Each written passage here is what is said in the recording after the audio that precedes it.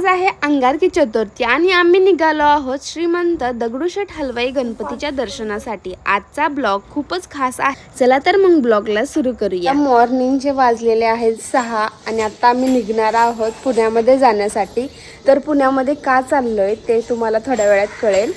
आम्ही आता निघालेलो आहोत, माझी पूजा आणि मी। आता आधी पेट्रोल भरतो आणि मग सुरू करतो आपल्या बाप्पाकडे जाण्याचा सुंदर प्रवास। पुणे म्हटलं की सर्वात आधी आठवतो तो म्हणजे बाप्पा, आणि त्यातही श्रीमंत दगडूशेठ हलवाई गणपती म्हणजे भक्तांचा खूप मोठा आधार। असं म्हणतात की इथे जे कोणी मनापासून मागतं ना, बाप्पा त्यांची इच्छा नक्की पूर्ण करतो। आणि खास असाच आजचा दिवस आहे अंगारकी चतुर्थी, आणि दिवस गणपतीचा खूप शुभ मानला जातो। पुण्यात अजून एक खास गोष्ट म्हणजे मानाचे गणपती। त्यामध्ये कसबा गणपती हा पुण्यातला ग्रामदैवत आहे। इथल्या प्रत्येक सणाला आणि शुभ दिवस कामाला खूपच महत्त्व आहे। खरं सांगायचं तर असा प्रवास करताना एक वेगळीच पॉझिटिव्ह एनर्जी फील होते। रस्त्यावरचा प्रत्येक मोमेंट आणि मनात बाप्पाचं नाव। म्हणून एक छोटासा मेसेज, जगात कितीही प्रॉब्लेम असले तरी फक्त विश्वास ठेवा आणि पुढे चलत राहा। बाप्पा नेहमी आपल्या सोबत असतात। आता आम्ही जस्ट शिवाजीनगरला आहोत आणि आता निघणार आहोत पुढं। तर तुम्ही कंटिन्यू आमचा ब्लॉग बघा। तर बाय। काय आहे गाईज, व्हेरी गुड, मस्त, आणि आपलं पुण्यामध्ये स्वागत करते। चला तर मग आता लवकरच पोहोचणार आहोत आणि थेट बाप्पाचं दर्शन घेणार आहोत। तर आपलं हे मंदिर आहे कसबा गणपती।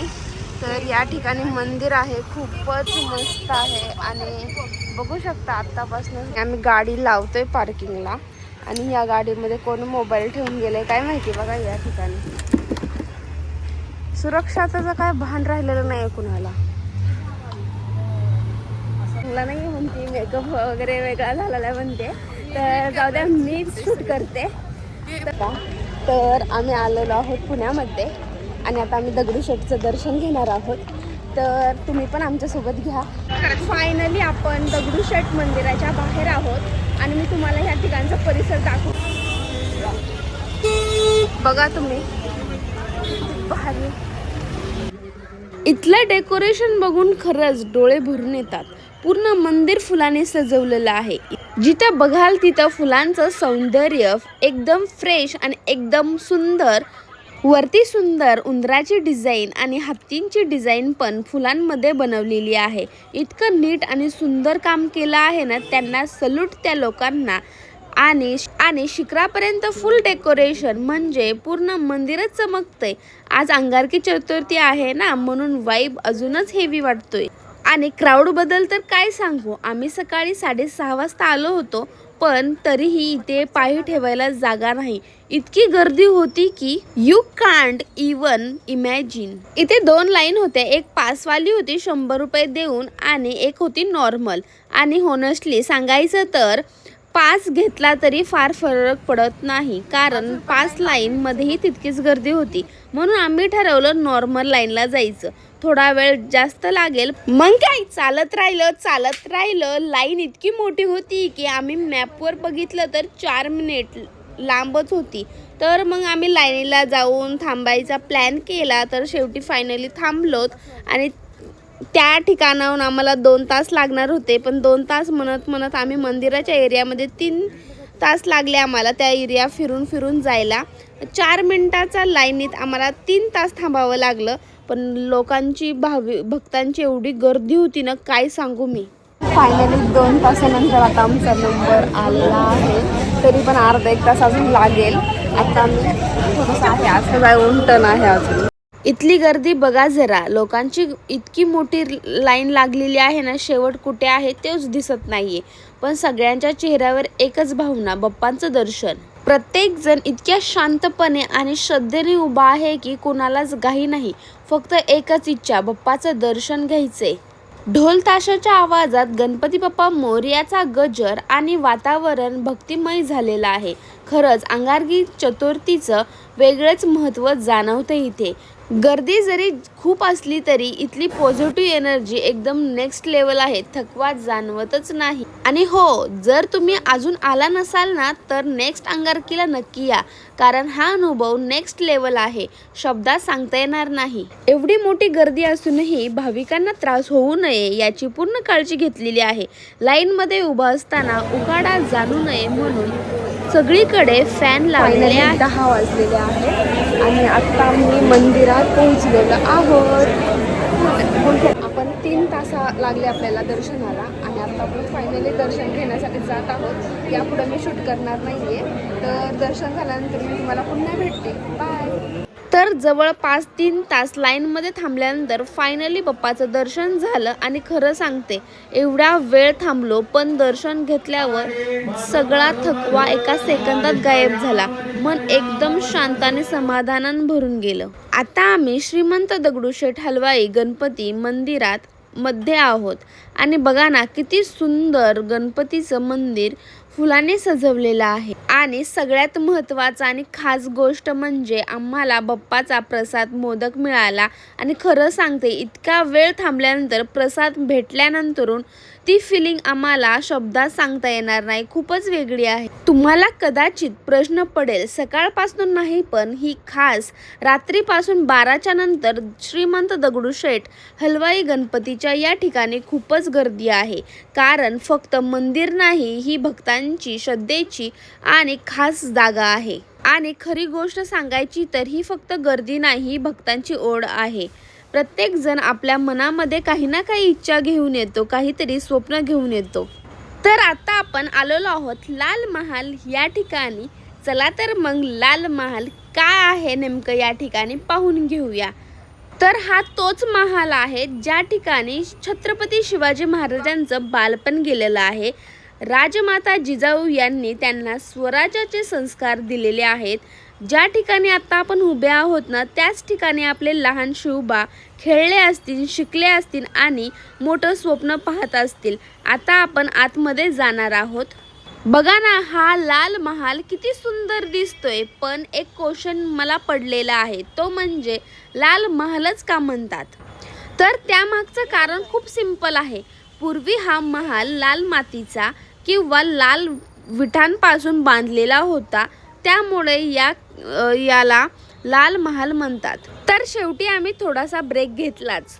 तर घरून कट करून आणलेली पपई त्या ठिकाणी बसून खायला वेगळाच मजा वाटत आहे. इतकं फिरून झाल्यावर अशी छोटीसा ब्रेक जरुरी असतो ना.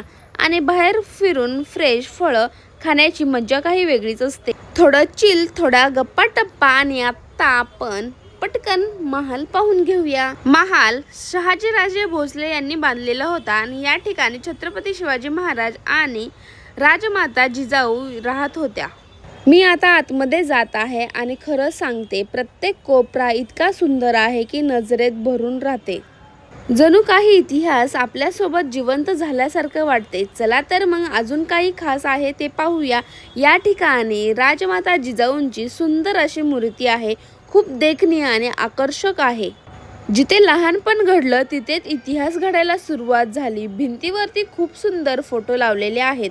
त्यात त्यांच्या लहानपणाचे क्षण, शिकवण्याचा प्रसंग आणि राजमाता जिजाऊ यांनी दिलेले संस्कार खूपच छान दाखवलेले आहेत. प्रत्येक फोटो काहीतरी सांगतो. प्रत्येक फोटोमध्ये काहीतरी वेगळी स्टोरी आहे. तर महाल आम्ही आतमधूनही पाहिला, बाहेरूनही पाहिला, बाहेरचा एरिया सुद्धा पाहिला. खूपच भारी आहे. तुम्ही जरी अजून पाहिला नसेल लाल महाल तर नक्की या ठिकाणी व्हिजिट करा. खूपच भारी आहे. आम्ही पण पाहिलं आणि नंतरून आम्ही निघालोत. तर आम्ही ग्रामदेवता कसबा गणपतीचं दर्शन घेण्यासाठी आलोत.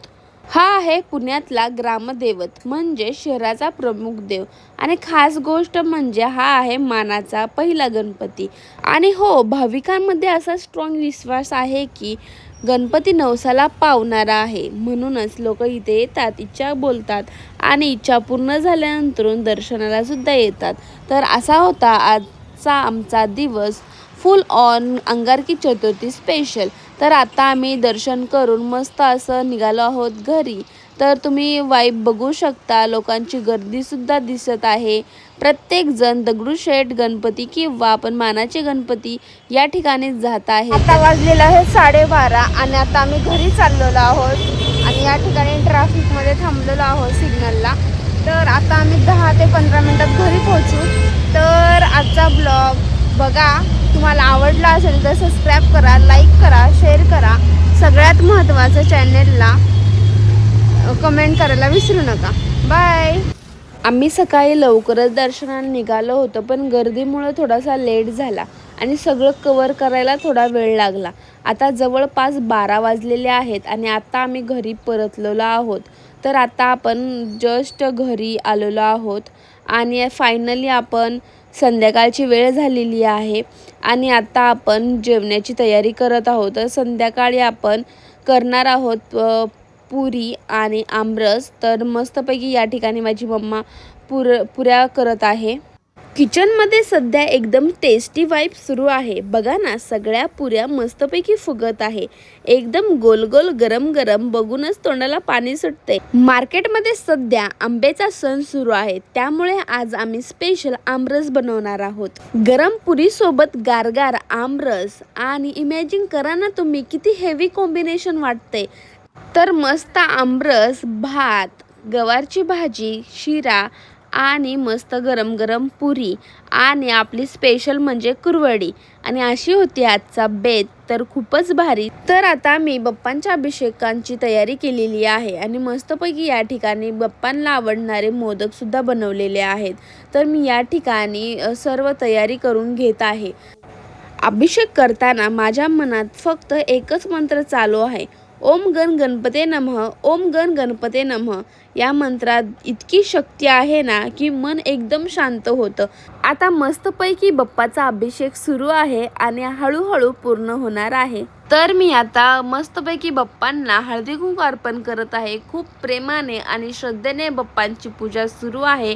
बाप्पांना पुन्हा मी आपल्या छोट्याशा मंदिरात विराजमान केलेलं आहे. आता मस्तपैकी आरती करायला सुरुवात करणार आहे. त्याआधी मी मस्तपैकी देवाला मोदकाचे प्रसाद दाखवला आणि मी आता आरतीला सुरू करत आहे. तर अशा प्रकारे सुंदर बाप्पांची आरती करून आजचा ब्लॉग इथे संपवते.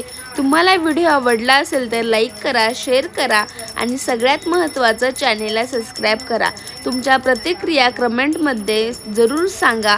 पुढचा ब्लॉग पुन्हा भेटूयात. गणपती बाप्पा मोरया.